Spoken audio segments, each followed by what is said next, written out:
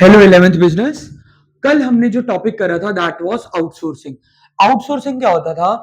किसी सर्विस को बिजनेस के बाहर से ऑब्टेन कराना आउटसोर्स कहलाता है, आउटसोर्सिंग कहलाता है। बिजनेसेस सर्विसेज को आउटसोर्स क्यों करते हैं? लाइक गाड़ी वाले टायर बाहर से क्यों बनवाते हैं, एक्सेट्रा एक्सेट्रा। ठीक है, मैं पढ़ा रहा हूं तो मैं मार्कर खुद क्यों नहीं बना रहा, बाहर से क्यों खरीद रहा हूं? आउटसोर्स करना सस्ता पड़ता है। आउटसोर्स करने से हम अपने मेन बिजनेस एक्टिविटी पर फोकस कर सकते हैं। और जिस भी चीज को हम आउटसोर्स कर रहे हो, सामने वाला व्यक्ति उस चीज का माहिर है, वो एक्सपर्ट है, तो स्पेशलाइजेशन बेनिफिट मिलता है, हमारा टाइम बचेगा, कॉस्ट बचेगी, फिक्स्ड इन्वेस्टमेंट अवॉइड होगी। ये सब हमने कल पढ़ा था। आज का टॉपिक इंपॉर्टेंट है, टाइप्स ऑफ आउटसोर्सिंग।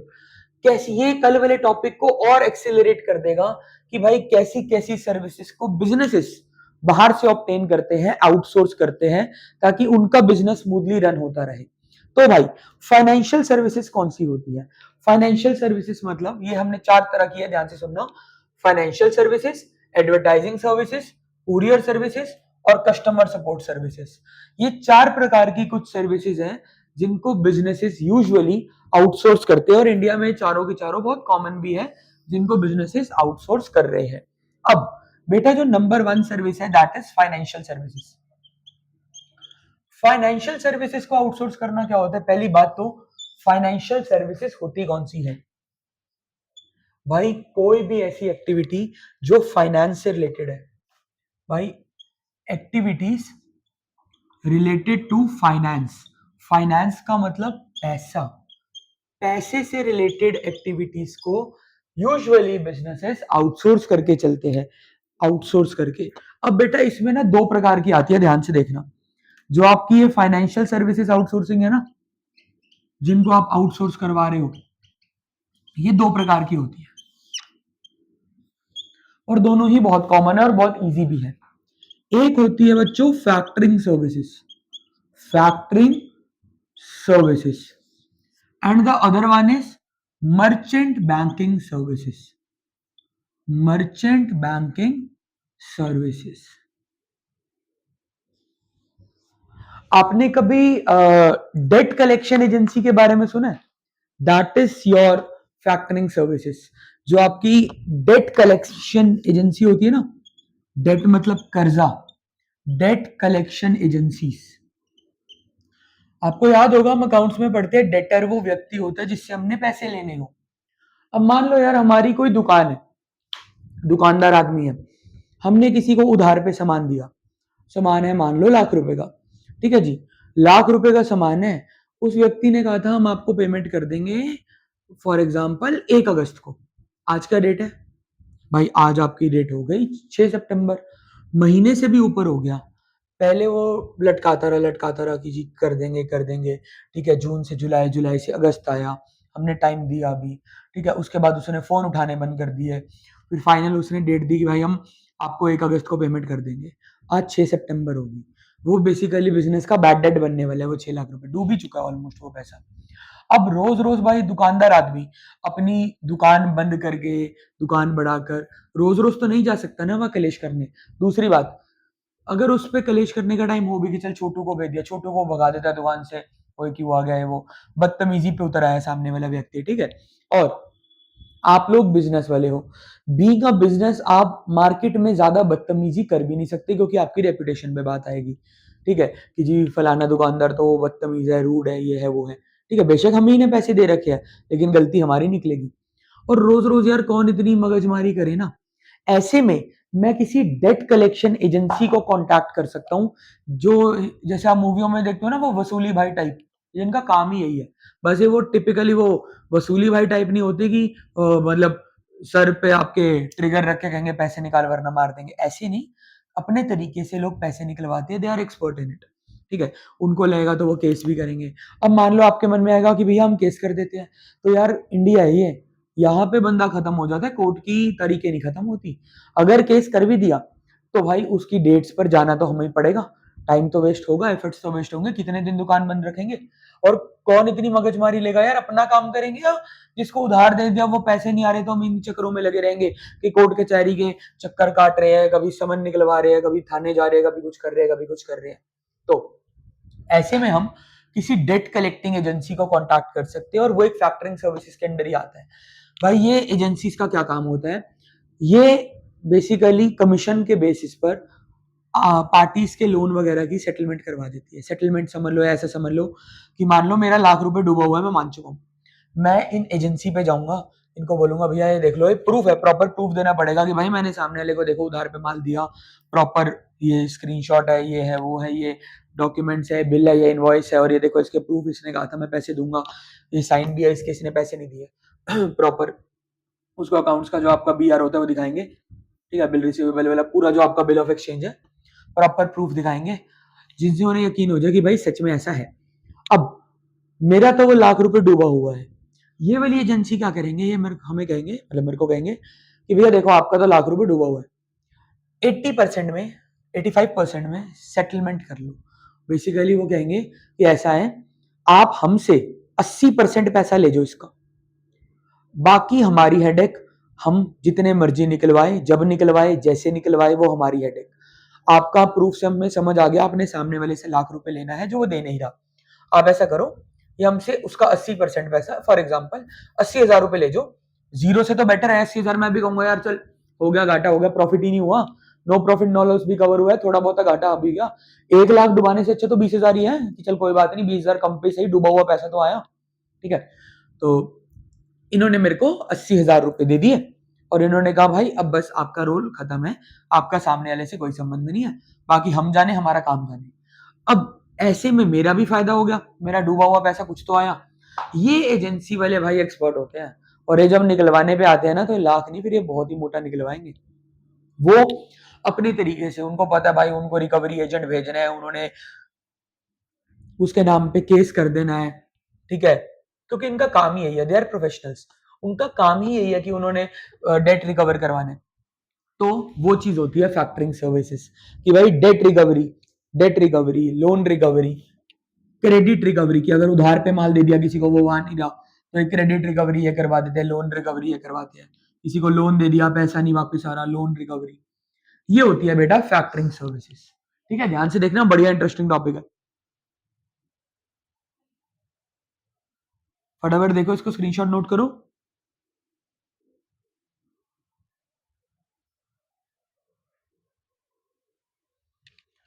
नेक्स्ट आपकी फाइनेंशियल पैसों वाली सर्विस आती है मर्चेंट बैंकिंग सर्विसेज।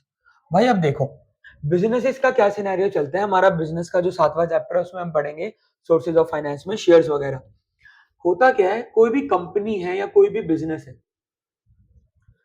ये अपने शेयर्स, कुछ सिक्योरिटीज होती है, आपने शायद शेयर वर्ड का नाम सुना होगा, शेयर्स हो गए, डिवेंचर्स हो गए, गवर्नमेंट कंपनी बॉन्ड इशू करती है, शेयर्स, डिवेंचर्स, बॉन्ड, ये अपने शेयर्स या डिवेंचर जब लोगों को देते हैं, लोग बदले में इन्हें पैसे देते हैं। नॉर्मल सी बात है यार, अगर हम कोई शेयर खरीदेंगे उसके बदले हमें पैसे तो देना ही पड़ेगा। तो वो वाली, अगर उस एक्टिविटी में बहुत ज्यादा फॉर्मेलिटीज और प्रोसीजर्स वगैरह होते हैं, अगर कोई एजेंसी मेरा वो वाला काम हैंडल करवा ले, उसे मर्चेंट बैंकर कहा जाता है, और इसमें अच्छी खासी कमाई भी है, आप लोग इसमें करियर भी परस्यू कर सकते हो। मर्चेंट बैंकिंग कंपनीज में जो लोग हाई पोस्ट पे काम करते हैं, they are good earners as well, अच्छी खासी कमाई भी होती है वहां।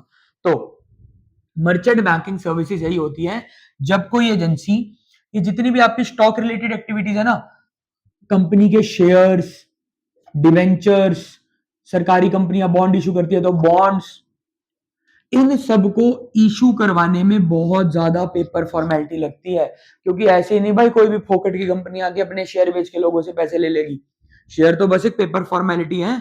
तो ये वाली एजेंसी जो ये काम कराती है, शेयर इशू कराना, डिवेंचर, बॉन्ड वगैरह इशू करवाना, ठीक है, सारे अकाउंट अकाउंट खुलवाना, डील करवाना, दलालों को देखना, ब्रोकर्स वगैरह, वो मर्चेंट बैंकिंग कंपनीज कहलवाती है।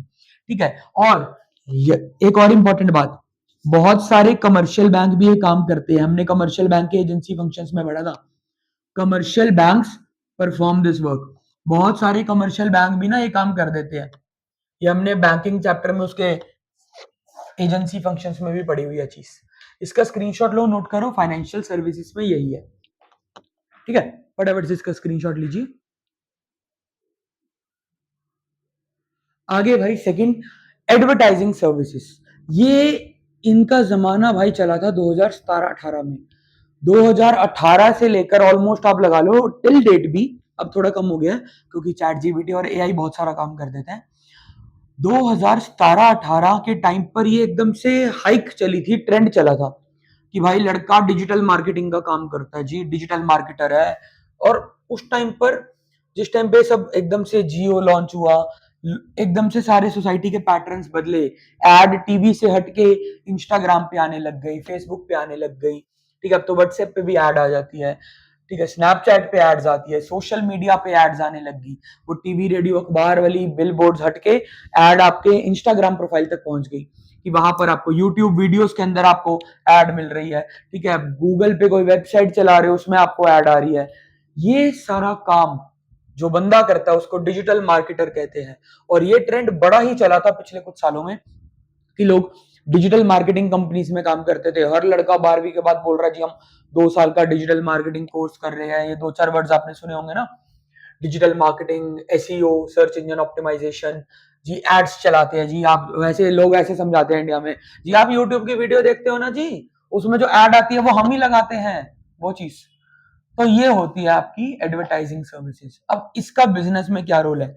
बिजनेस इसको समझ आ गया भाई, विद टाइम लोगों ने टीवी टूवी देखना कम बंद ही कर दिया ऑलमोस्ट, ठीक है। लोग अब खाना खाते हुए टीवी नहीं देखते, वो यूट्यूब पे तारक मेहता चला लेते हैं, ठीक है, ठीक है। और विद टाइम लोग फेसबुक शिफ्ट हुए, फेसबुक से इंस्टाग्राम शिफ्ट हुए, स्नैपचैट शिफ्ट हुए, ठीक है। अभी की जो जनरेशन है वो अपना मेजर मेजर टाइम, जो हम कह सकते हैं हमारे लोगों की जनरेशन है, वो इंस्टाग्राम पे स्नैपचैट पे लगा रही है, ठीक है। जो पेरेंटल जनरेशन है वो थोड़ा फेसबुक पे या व्हाट्सएप पे या एबीसी में, ठीक है, यूट्यूब पे। तुम लोग रील्स देखते हो, घर वाले शॉर्ट्स देखते हैं यूट्यूब पर, बस ये फर्क है थोड़ा सा, ठीक है। अब यहाँ पर हुआ क्या, बहुत सारी कंपनियों को समझ आ गया कि भाई अब एड यहाँ करानी पड़ेगी, और उनको वो चीज आती नहीं, नई नई आई, ठीक है। आज भी बहुत सारे बिजनेसेस को एड वगैरह रन करनी नहीं आती, दे डोंट इवन नो कि इंस्टाग्राम पे एक स्टोरी बिजनेस की कैसे डालनी है, ठीक है, या अच्छी स्टोरी कैसे डालनी है। तो देयर आर एजेंसीज जिनको डिजिटल मार्केटिंग एजेंसीज बोला जाता है, digital marketing agencies, digital marketing agencies, social media handling agencies, social media handling agencies. ये क्या करती है भाई, ये आपका सोशल मीडिया हैंडल करेंगी, आपका Facebook, WhatsApp, Instagram, YouTube page, आपको यूट्यूब पे ऐड डालनी है, ये लोग करवाएंगे मदद। बिकॉज अब मान लो भाई for example, let it be, अगर मान लो मैं इनमें से किसी एजेंसी को कांटेक्ट करता हूँ, मेरा मेन काम पढ़ाना है, ठीक है, मेरे को पढ़ाना आता है, इन पे एड उड चलानी मान लो नहीं आती, उसके लिए अब मैं ये सीखने जाऊंगा तो मेरा बाकी टाइम बहुत वेस्ट होगा। हालांकि मेरे को आता है भाई, गुजारे लायक तो आता है। तो मान लो एडवर्टाइजिंग की कोई ऐसी सर्विस है, मान लो थंबनेल ही बनाना है, यूट्यूब की वीडियो पे जो थंबनेल बना होता है ना, वो बनाना है। उसके लिए भाई बाहर लोग 300 400 रुपए चार्ज कर लेते हैं एक थंबनेल बनाने का। अब हमारी दिन में कितनी वीडियोस डलती है, ऐसे तो सारे पैसे ही बाहर फूक देंगे हम, वो भी तो देखो। वो ये है कि चलो मेरे को थोड़ा बहुत आता है ये काम करना खुद भी, अगर यही मैं किसी एजेंसी को कांटेक्ट करूं तो वो उसके लिए पैसे चार्ज करेंगे।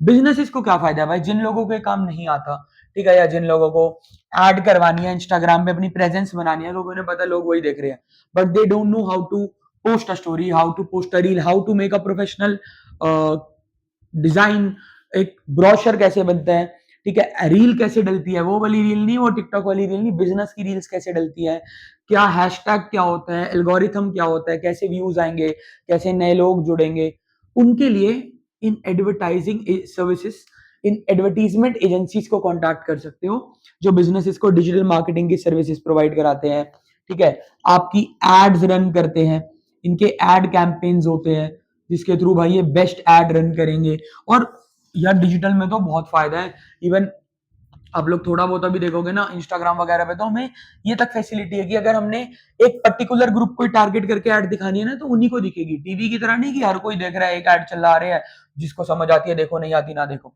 इंस्टाग्राम पे मान लो हमें ऐड करनी है ना कि भाई इस ऐड को सिर्फ 15 से 25 साल के बच्चे देखे, वो भी अम्बाला रीजन के, तो we can do that also, वो सिर्फ उन्हीं लोगों को देखेगी वो चीज, ठीक है भाई।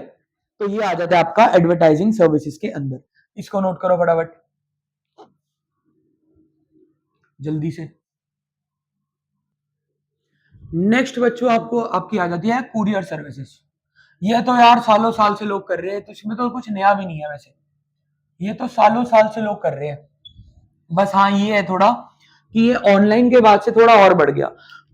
जब तक ऑनलाइन वाला जमाना नहीं था ना, लोग अपने ऑफलाइन कस्टमर्स को ही सामान वगैरह भिजवाते थे। आज की डेट में सिर्फ सर्विसेज नहीं, कोई गुड्स वाला बिजनेस भी है ना। आप देखते हो यार, अच्छे अच्छे बिजनेसेस की वेबसाइट्स बना ली है उन्होंने, इंस्टाग्राम पेज इतने बढ़िया बना लिया है कि मान लो वो कोई टैंजिबल टच करने वाला प्रोडक्ट भी अगर कोई सेल कर रहा है ना, और वो प्रोडक्ट जेन्युइन है, तो वो सिंपल लिख देते हैं all India COD available, all India cash on delivery available, पूरे इंडिया में डिलीवरी करवा देंगे 2 से 4 दिन के अंदर अंदर। क्योंकि मार्केट में बहुत सारी कुरियर एजेंसीज हैं। एक आधा नाम आपको चाहिए, ब्लू डार्ट फेमस है आपका, एक्सप्रेस बीज है, ठीक है, ये 2 4 नाम है। एक आपका कुछ डी करके भी एक नाम है ऐसा सा, ठीक है, ये ब्लू डार्ट हो गया, एक्सप्रेस बीज हो गया। ये कंपनीज आपकी किसी भी सामान को इंडिया में किसी भी कोने में, इवन बाहर भी भिजवा सकती है। तो मान लो आपने ऑल इंडिया एड रन करवा दिया, आप बेचते हो कुर्सियां बहुत जेन्युइन जो कोई नहीं बेच रहा, आपने ऑल इंडिया एड रन करवा दी, ठीक है भाई, कोई मान लो भोपाल का बंदा है जिसको आपकी कुर्सी पसंद आ गई, उसने आपको मान लो इंस्टाग्राम है तो उसने आपको मैसेज करा, या वेबसाइट से आपका व्हाट्सएप नंबर निकाल के आपको मैसेज करा या आपको कॉल करा कि भैया कुर्सियां बड़ी जेन्युइन लगी, हमें चाहिए, भोपाल में चाहिए लेकिन, तो हो जाएगी अवेलेबल डिलीवरी इसकी। हमने सारा रेट वगैरह बात बूत करी, उसको भी सेफ्टी कंसर्न है, हमें भी सेफ्टी कंसर्न है। हमने कहा भाई चल ऐसा कर, अपनी एक थोड़ा एडवांस डाल दें, लेट इट भी, मान लो उसने 25,000 की कुर्सियां पसंद करी, तो हमने उससे कहा भाई ऐसा कर, अगर अवेलेबल होते ऑप्शंस, या तो कैश ऑन डिलीवरी 100%, या कुछ एडवांस कुछ कैश ऑन डिलीवरी, या सारा ही एडवांस, वो अलग अलग टर्म्स एंड कंडीशंस अलग अलग बिजनेसेस की होती है, उससे इनका कोई लेना देना नहीं है। तो मान लो लेट इट बी, बंदा पूरा ऊपर जेन्युइन था, मैं कोई स्कैम नहीं समझ रहा, उसने भाई 25,000 रुपए हमें गूगल पे कर दिए, बैंक में डलवा दिए, रिसीट भेज दी, उधर से भाई हमने किसी कुरियर वाली कंपनी को पकड़ा, हम गए एक्सप्रेस 20 या किसी कंपनी पे, यार ये सामान यहाँ से वहां भिजवाना है, चार्जेस बताओ, चार्जेस वगैरह चार्ज करके भिजवा दिया। क्योंकि यार मैं खुद रोज अलग अलग जगह पर जाके थोड़ी यार सामान भेज सकता हूँ, खुद सोचो तुम, हम बिजनेस करेंगे या इधर उधर जाके सामान डिलीवर करेंगे, पोस्टमैन थोड़ी हम, हमारा वो काम थोड़ी है, वो काम किसी और का, और जिसका है उसको अच्छे से करने दो। इवन ये सारी जो मैंने आपको नाम बताए 2 4 इनके एप्स के, साइट्स के, एक्सप्रेस बीस और ये ब्लू डार्ट वगैरह, इनका तो इतना बढ़िया सिस्टम बन गया है, ये आपको ट्रैकिंग आईडी देते हैं, एक पता नहीं डीटीएच करके कुछ ऐसा नाम है इसका, डीटीडीसी शायद से कुछ ऐसा ही है, हाँ डीटीडीसी है शायद से। एक और जो मैं आपको एग्जांपल बता रहा था, ये आपको प्रॉपर ट्रैकिंग आईडी देते हैं, जिनको आप वेबसाइट पे डाल के कभी भी चेक कर सकते हो कि आपका पार्सल अभी एग्जैक्टली पहुंचा कहाँ हुआ है, भोपाल पहुंचा है, इंदौर पहुंचा है, एग्जैक्टली अभी कहाँ है, किस जगह पर है, अभी फिलहाल ये राजस्थान है, हरियाणा है, मुंबई है, कहाँ है, ये है वो है। तो कुरियर सर्विसेज में भाई ये आ जाता है, ठीक है, कुरियर सर्विसेज, इससे बिजनेसेस में बहुत फायदा मिला भाई, आप अपना सामान कहीं भी भिजवा सकते हो, ठीक है। कुरियर रिलेटेड एक्टिविटीज कि भाई सामान पार्सल वगैरह कराना है एक जगह से दूसरी जगह, ठीक है। 2 4 पहले कंपनियों की बात कर ले भाई, आपको नाम पता होना चाहिए, एक ब्लू डॉट का याद रख लेना, एक डीटीडीसी है, डीटीडीसी नहीं याद रखना है, एक एक्सप्रेस बीज है, उसमें एक्सप्रेस में ना ईएक्स नहीं आता, ऐसे ही आता है कंपनी के ब्रांड नेम में, एक्सप्रेस बीज। ये 3 नाम आपको बता दिए, कोई 2 याद रख लेना, ये फेमस कुरियर कंपनीज हैं, ठीक है। और इसका यार बिजनेस इसको फायदा क्या है वो सुन लो, बिजनेस को इसका फायदा क्या है, देखो नॉर्मल सी बात है, अगर ये सब नहीं होंगी और मैं चाहता हूं कि मेरा सामान भोपाल जाए, तो मुझे खुद जाना पड़ेगा, या फिर मेरे को लोग रखने पड़ेंगे जो ये काम करेंगे, अपने खुद के ट्रक्स खरीदने पड़ेंगे, लोगों को रखना पड़ेगा जो ये सारा सामान इधर से उधर भिजवाएंगे, बहुत खर्चा हो जाएगा। इससे बढ़िया यार थोड़े से पैसों में सामान मैं इनके थ्रू भिजवा देता हूँ, उनका भी काम बन गया, मेरा भी काम बन गया, ठीक है, वो चीज। एक और साथ के साथ ही समझ लो यार, ये वो है बेटा जो अगर इंडिया से उड़ गया तो आपके आधे से ज्यादा लोग हो जाएंगे बेरोजगार, ध्यान रखना, बात बुरी है लेकिन सच है। कस्टमर सपोर्ट सर्विसेज वो आउटसोर्सिंग है भाई, अगर ये इंडिया से गया तो ऑलमोस्ट ऑलमोस्ट आपकी आधी या 40% पॉपुलेशन तो बेरोजगार होगी ही होगी, ये बात तय है, ठीक है। ये कुरियर लिख लिया ना आपने बेटा, कस्टमर सपोर्ट सर्विसेज में वो सभी आता है आपका, जो कॉल सेंटर्स वगैरह आपने सुने हैं ना। अब हमारे यहाँ इंडिया में क्या होता है भाई, जॉब्स आपको भी पता है, मेरे को भी पता है, इतनी अच्छी है नहीं यहाँ, ठीक है, लोग वो एजुकेटेड अनएम्प्लॉयमेंट बहुत है, ठीक है। तो यहाँ पर क्या सिस्टम है, जो कॉल सेंटर वगैरह वाली लाइन है ना, वो कस्टमर सपोर्ट सर्विसेज में आती है। अगर मैं हमारे एरियाज में ही बात करूं ना, सिर्फ नॉर्थ नॉर्थ में, तो नॉर्थ नॉर्थ में ही आपका इधर चंडीगढ़ साइड मोहाली में, दिल्ली के उधर गुड़गांव में, गुरुग्राम में, ठीक है, सिर्फ ये 2 जगहों की बात करूं, यहां भर भर के आपने ऐसी ऐसी कंपनियों के नाम सुने होंगे शायद से, टीपी, टेली परफॉर्मेंस, टास्कस। भाई इन कंपनियों का काम ही यही है, जो कस्टमर सर्विसेज प्रोवाइड कराते हैं। कस्टमर सर्विसेज लाइक वो कॉल सेंटर्स वगैरह वगैरह, call centre, customer support, web support, tech support, वो सब। अच्छा, जिसको कस्टमर सपोर्ट नहीं पता, लेट इट बी। अब जैसे फॉर एग्जांपल मान लो एसी चल रहा है, वोल्टास, ठीक है, मान लो मेरा खराब हुआ ये, ठीक है, तो जरा ये देखना, ये क्या लिखा हुआ है, देखो क्या लिखा हुआ है इस पे, देखो देखो देखो, अबे ये 24 डिग्री नहीं, ऊपर देखो, कस्टमर केयर नंबर और 2 नंबर दे रखे हैं, ठीक है।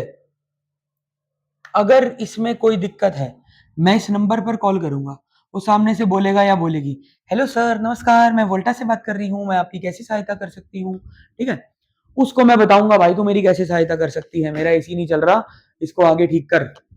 वो कहेगी ठीक है sir, thank you for your patience, हम करवाते हैं कुछ ना कुछ। उतने में भाई वो ओके वगैरह होगी बात, थोड़ी देर बाद उसका कॉल आएगा कि सर हमारी बात होगी है, हम टेक्नीशियन भेजेंगे, तो आज भेजे, कल भेजे, परसों भेजे, वो प्रॉपर बात हो रही है। मान लो 2 दिन बाद टेक्नीशियन आ भी गया, जो एसी रिपेयरर है, उसने ठीक भी कर दिया, काम कुम हो गया सारा जो भी है, ओके रिपोर्ट, ऐसे लगे ना लगे वो दूसरी बात है। भाई मैं खुश, being a customer, customer satisfaction होगी कि एक कॉल पे सामने वाले आगे, वरना मैं कहाँ ढूंढने जाता इनका टेक्नीशियन वोल्टास वालों का। अब आपको ये लगता है कि ये सही में वोल्टास के लोग थे, वोल्टास वालों पे इतना टाइम नहीं है भाई कि वो, जो मेन वोल्टास कंपनी है, टाटा प्रोडक्ट है, उन पे खुद पे इतना टाइम नहीं है कि यार वो अपना खुद का कस्टमर सर्विस स्टैब्लिश करे, ठीक है। हाँ वोल्टास चलो टाटा बड़ा ब्रांड है, में भी करा भी उन्होंने अपना खुद का सेटअप, क्योंकि टीसीएस वगैरह भी उनके पास है। लेकिन अगर मैं बात करूं भाई लेट इट बी, और बाहर वाले ब्रांड्स की बात करूं, अब जैसे मान लो भाई आप आईफोन यूज कर रहे हो, ठीक है, सुखराज बेटे लाया ना भी नवा नवा आईफोन, तो मान लिया आईफोन यूज कर रहे हो आप, और वो एप्पल बाहर का ब्रांड है, उसमें आपको कोई प्रॉब्लम होती है, आपने उनके कस्टमर केयर पे फोन मार दिया, वहां से वो आपको बोलेंगे कि hi I am calling from iOS या एप्पल जो भी है, तो हमें पता लगा आपको थोड़ी प्रॉब्लम हो रही है, बताइए क्या है, हम आपकी कैसे हेल्प कर सकते हैं, ये वो बंदा बोलेगा मैं एप्पल से हूँ, लेकिन वो एक्चुअल में एप्पल से नहीं है, वो किसी ऐसी कंपनी के, जो मैंने आपको एक आधा नाम बताया था अभी, चलो बार बार नहीं बोलेंगे, कॉपीराइट इशू आ जाए वीडियो में, ठीक है। तो किसी ऐसी कस्टमर सपोर्ट कंपनी के लिए काम कर रहे हैं जिनका काम ही यही है। ये कंपनियां क्या करती है भाई, ये कंपनियां सीधा टाइप करती है बिजनेसेस से, बिजनेसेस को बोलेंगे सर देखो आपका प्रोडक्ट इतना बढ़िया है, इतना जगह फैला हुआ है, इतने सारे कस्टमर्स हैं, आपका काम है प्रोडक्ट बनाना, प्रोडक्ट बेचना, आपका काम कस्टमर की गालियां खाना नहीं है, उसके लिए हम बैठे हैं। ये कंपनियां जाके बोलेंगी आप हमें बेसिक बता दो आपके प्रोडक्ट्स में क्या क्या कमी पेशी आ सकती है, फिर भी कोई दिक्कत हुई हम आपसे कांटेक्ट करेंगे। इतनी गारंटी देते हैं कि 90% आपकी प्रॉब्लम्स को हम खुद ही हैंडल कर लेंगे, खुद ही हैंडल कर लेंगे 90% प्रॉब्लम्स को। तो कोई भी हम फोन फान मारते हैं ना कि हाँ भाई हेलो एप्पल, हेलो सैमसंग, ये वो, तो वो एक्चुअल में सैमसंग वाले बात नहीं कर रहे हैं, वो ऐसी कंपनियों के लोग बात कर रहे हैं जिनको बोला गया कि तुम ये बोल के बात करोगे कि हम सैमसंग से बोल रहे हैं, ताकि हमें ना लगे हमारे साथ फ्रॉड हो रहा है। ये बेटा कस्टमर सपोर्ट होती है। और आप लोग इसे बीइंग अ कस्टमर कैसे एक्सपीरियंस करते हो, आपके जोमेटो ऑर्डर में कोई दिक्कत आ रही है, पहले वह बॉट बात करते हैं, अगर आप बोलो I want to contact an agent, वो आपसे एक एजेंट बात करेगा, वो कस्टमर सपोर्ट है। आपने फोन मारा हेलो सैमसंग, या मेरी वॉशिंग मशीन में दिक्कत आ रही है, वहां से जो बोल रहा है या बोल रही है वो कस्टमर सपोर्ट सर्विस है, ठीक है। तो इसमें कस्टमर्स वगैरह की कंप्लेंट वगैरह फाइल करने में, कस्टमर है उसने कोई कंप्लेंट फाइल करनी है, गालियां देनी है, ये है वो है, कोई डिससेटिस्फेक्शन है उसको प्रोडक्ट से या सर्विसेज से, तो भाई वो चीज।